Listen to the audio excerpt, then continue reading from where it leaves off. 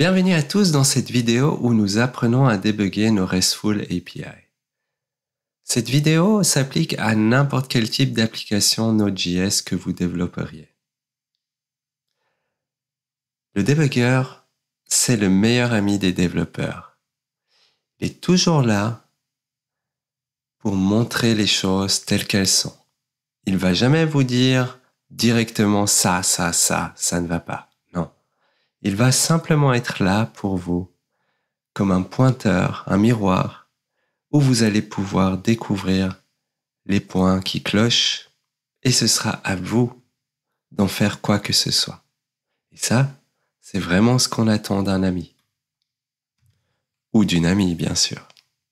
Alors pour débugger, il y a deux façons principales. Première façon, c'est de savoir sur quel fichier il faut cliquer pour lancer le débugger. Ça a ses limites parce que quand on a plusieurs projets, ça va être embêtant de parfois retrouver le bon fichier sur lequel il faut cliquer. Et faut savoir que dans VS Code, il y a des workspaces. Et au sein d'un workspace, il peut y avoir plusieurs projets. Et du coup, si on doit cliquer sur le fichier pour démarrer le debugger, on va avoir des soucis si on veut par exemple utiliser Nodemon, où on est obligé de taper une commande pour normalement lancer notre application. Et donc, débugger sans configuration, ça peut se faire, mais ça va nous couper de certaines fonctionnalités, comme on a vu le Nodemon dans la vidéo précédente, pour pouvoir redémarrer automatiquement nos applications. Alors, si on reprend le site, l'API qu'on développe pour les pizzas, eh bien, pour démarrer cette application qu'on a générée à l'aide du générateur d'application Express, eh bien, on sait que le fichier www, c'est le point d'entrée de notre application. Quand on regarde d'ailleurs le fichier qui décrit notre projet, on voit que c'est bien le fichier qui est utilisé pour démarrer l'application. Du coup, quelle que soit votre application Node.js que vous développez, si vous savez, vous connaissez le fichier d'entrée, eh bien, vous allez pouvoir débugger facilement sans conf. Si par exemple vous développez une application dans le fichier index.js, eh bien, c'est ce fichier-là qu'il faut ouvrir. Ici, on ouvre www. Et puis, on peut aller au niveau de Run ici et faire Start Debugging. Alors, si on veut, on peut utiliser le raccourci en cliquant sur F5. En Start Debugging, eh bien, ici, on voit qu'on doit lui indiquer que c'est une application Node.js. Et voilà, notre application est démarrée. On voit que maintenant, on a ici la console de mode debug. Alors, pourquoi est-ce que... on voit ici que c'est No Configuration, le nom de la config de debug qui a été créée. En fait, si on regarde au niveau de notre projet, on ne voit pas de config ici. C'est bien quelque chose sans config. Voilà, le programme est démarré. Alors ici, j'aimerais vous montrer qu'il y a un bug dans l'application. Et comment ça se fait? Eh bien, quand on va démarrer ici l'application, ce qui est déjà fait via le debugger. Quand on va faire une requête pour créer une pizza, eh bien, j'ai un bad request. En gros, on me dit que j'ai pas fait une bonne requête. Et je ne sais pas pourquoi, parce que, en fait, j'ai rien fait de spécifique, si ce n'est que j'ai mis à jour le code de mon routeur. Mais où est-ce que j'aurais fait une faute? Alors ici, l'idée, c'est quand on débug une API, eh bien, on sait quelle partie de code fonctionne pas. C'est la partie de code associée ici à la route pizza de type post. Et donc, si je vais voir ce morceau de code,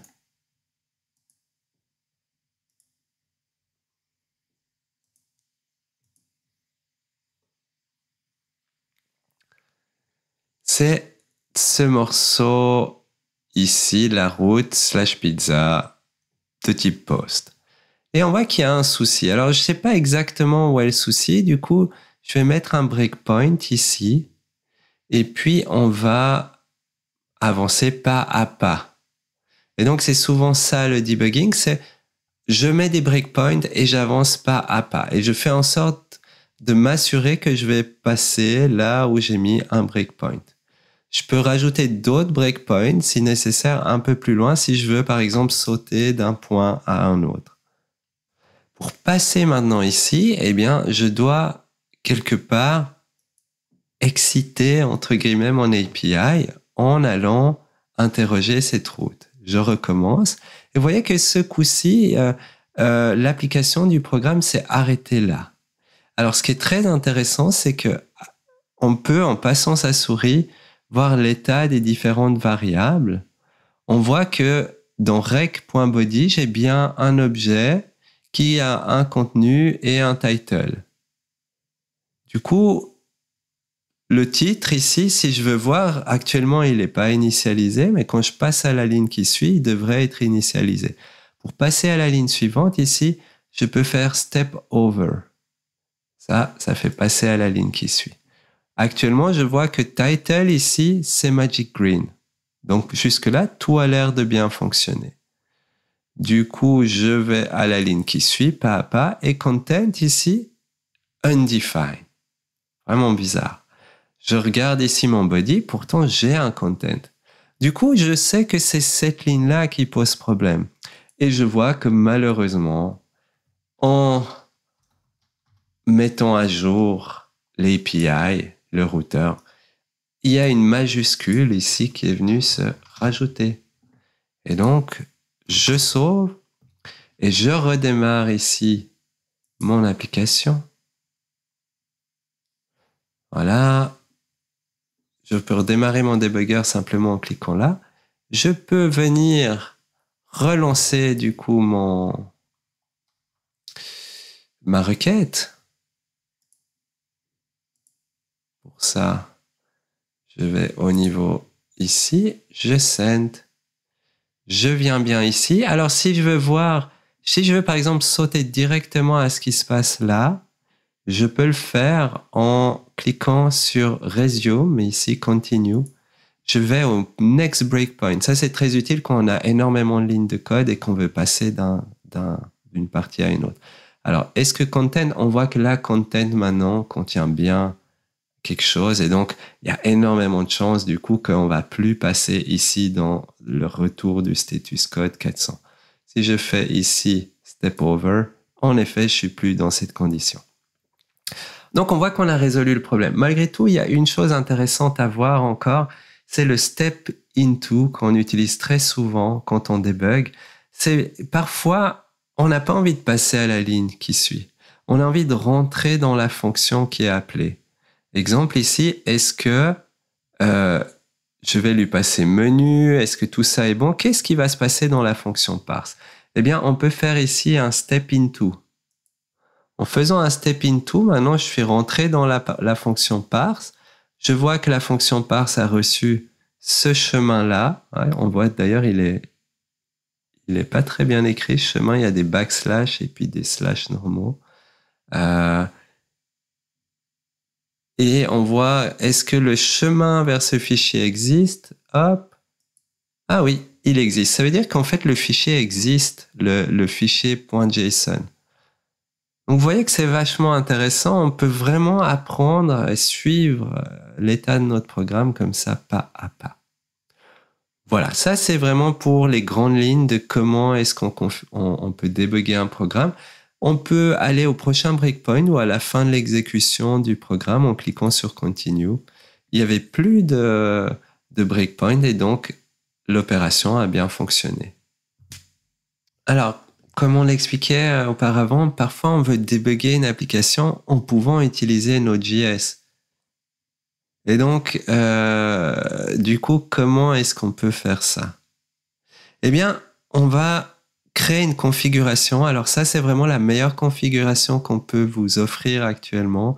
Elle est dans le cours, donc vous pourrez faire un copier-coller sur le site web du cours. Vous trouvez ça dans la description plus bas.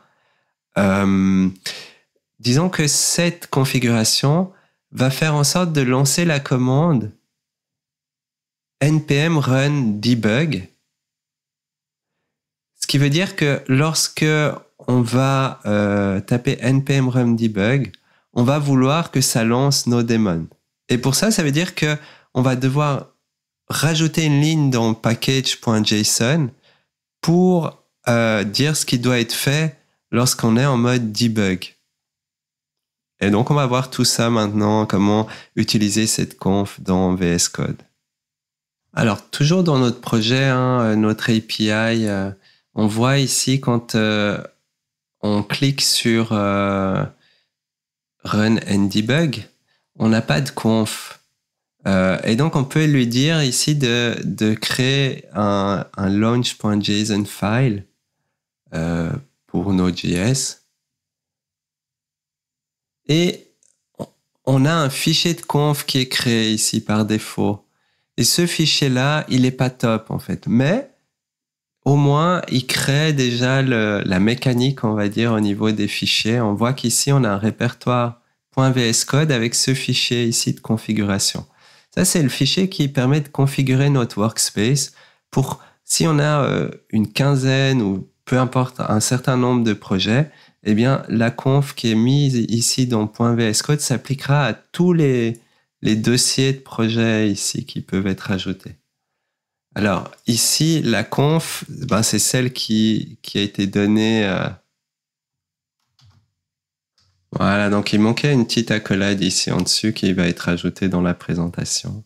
Voilà l'accolade qui a été rajoutée. Et maintenant, il faut rajouter, en plus donc, de cette conf qui s'appliquera à tout notre workspace, il faut rajouter ici dans package.json la commande lorsqu'on va vouloir débugger. Et donc, lorsqu'on débug, eh bien, on veut lancer nos daemons. Maintenant, pour donc lancer un terminal, on pourrait taper npm run debug. Simplement, ça va lancer nos daemons, mais il n'y aura pas de débugger. Pour que le débugger soit lancé, en fait, grâce à cette configuration ici, eh bien, il suffit simplement d'ouvrir le fichier package.json. Donc là, pour pas que vous soyez confus, je vais effacer ça.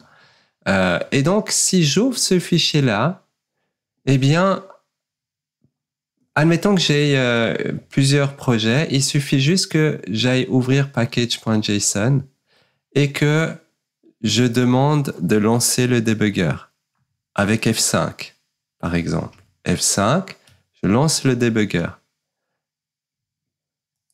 Si je regarde la debugging console, il a bien lancé le débugger avec nos daemons cette fois-ci. Ce qui veut dire que c'est hyper puissant parce qu'on peut maintenant faire le même travail qu'on a fait juste précédemment, quand on a voulu débugger. On peut venir mettre des breakpoints là où on veut. Je ne sais pas si par exemple on prend l'API pour lire toutes les ressources. On peut mettre un breakpoint ici. Et donc si je lance maintenant l'appel à cette fonction pour lire toutes les pizzas, je passe bien là et je stoppe bien. Il y a mon breakpoint ici. En plus, si je mets à jour quoi que ce soit, et que je considérerais que ici c'est order, je sauve, CTRL S, eh bien, mon debugger ici, ça a redémarré en fait. Mon application a redémarré. Et donc, c'est très très puissant. Bien sûr, ce changement n'était pas utile, mais c'était juste pour montrer qu'on a bien nos daemons qui fonctionnent. Voilà, c'est tout concernant le debugging. Vous voyez que là, c'est vraiment concernant la mécanique du debugging, pas vraiment toutes les questions qu'on peut se poser, la logique qu'il y a derrière. Mais rien qu'en faisant les choses pas à pas, en règle générale, le debugger va réellement pouvoir nous permettre d'avoir une bonne compréhension du contexte de notre programme et en regardant l'état des variables, la plupart du temps, on va pouvoir débugger et résoudre nos programmes. À bientôt!